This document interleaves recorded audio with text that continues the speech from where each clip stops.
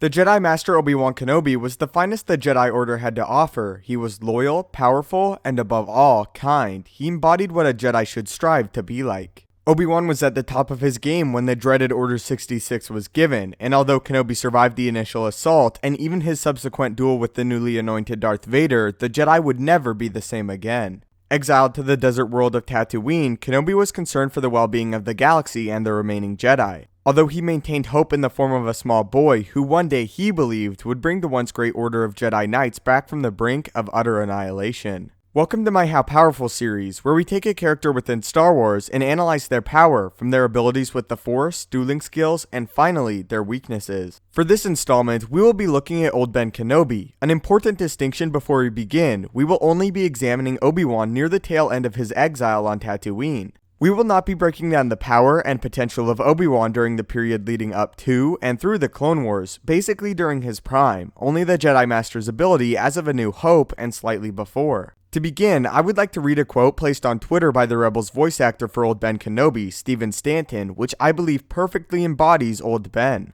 Beware of an old man in a profession where men usually die young. For almost 2 decades, Obi-Wan resided on the planet of Tatooine, and it took its toll on the Jedi. So much so, the harsh twins aged Kenobi far faster than is normal. This, combined with the hardship and loss of what felt like another lifetime for the Jedi, weakened him physically a great deal. However, despite Kenobi's body being not quite as refined as days gone by, his mind grew tenfold in strength. Old Ben did not spend his exile twiddling his thumbs in boredom. Kenobi pondered on the ways of the Force and existing circumstances he found himself in. In his exile, Kenobi did still drill with his lightsaber, but when concerning duels, his once ironclad defense of Form 3 Surisu was not as impenetrable as it had been in times prior. Because of this, Obi-Wan was forced to compensate for his now shortcomings in lightsaber combat, and implement other lightsaber forms into his fighting style, in addition to keeping a core in his famous Surisu defense. While Kenobi had focused on Form 4 Utaru in his youth, his old age made such a form difficult to use due to its acrobatics and speed necessary. Instead, Kenobi integrated pieces of the first lightsaber form, Shi-Cho, into his style. The simplicity of the form complemented a now-aged Kenobi a great deal, and as Kreia would explain, it is simple, and its simplicity is strength.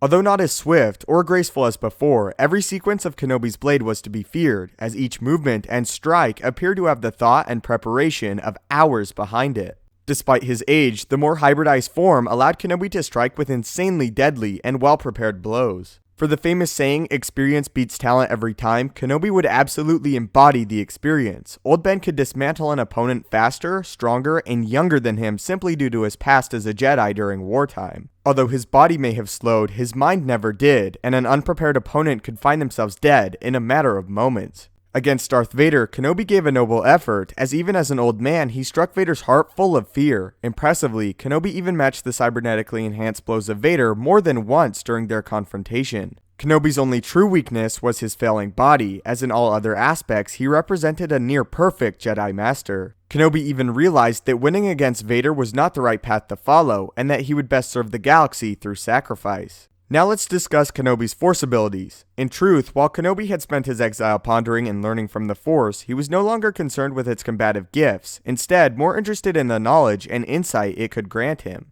Kenobi for a great part of his exile had to face an opponent far more dangerous than any before, one in himself. Kenobi had to accept and overcome his shortcomings and mistakes and truly learn to let go. Obi-Wan had transformed in his age from a warrior to a scholar and teacher. Obi-Wan had advanced in his use of the Force, but he was much more inclined to use it in less combative ways in his older age, with examples being imitating the roar of a krayt dragon to scare off Tusken Raiders, or using a Jedi mind trick on a stormtrooper. Although Ben was more than capable of violently dispatching these foes, he no longer possessed any desire to. Kenobi had seen enough death during the Clone Wars, and taking a life had become a last resort for the Jedi. Quote, "There is a secret to the warrior arts, one that has nothing to do with training, nothing to do with fancy movements. It is the willingness to trade lives with your enemy, to never fight for anything you would not die for. Those who fight for glory, or gold, or power stand on shifting sand, not the bedrock of true courage." End quote. However, Kenobi still retained great combative prowess when concerning the Force. He was more than capable of using more conventional Jedi powers such as Force Push, again however sometimes less than willing to do so.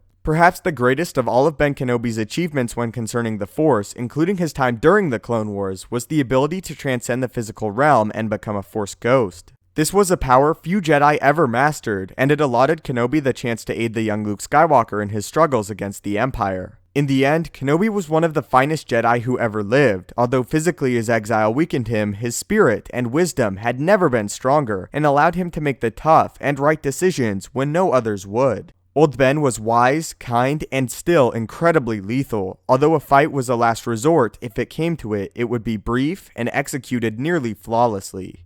So that was my evaluation for the power of old Ben Kenobi. So what do you guys think? How powerful do you think Obi-Wan was during the time of A New Hope and slightly before? Where do you think he ranks among other Jedi and Sith? If you could find the time and feel it deserves it, I would really appreciate it if you could leave a like, as it helps the video and the channel out a great deal. Please feel free to leave suggestions in the comments and on Twitter for future How Powerful series. I absolutely love to make them. Thanks as always so much for watching. May the Force be with you, and have a great day.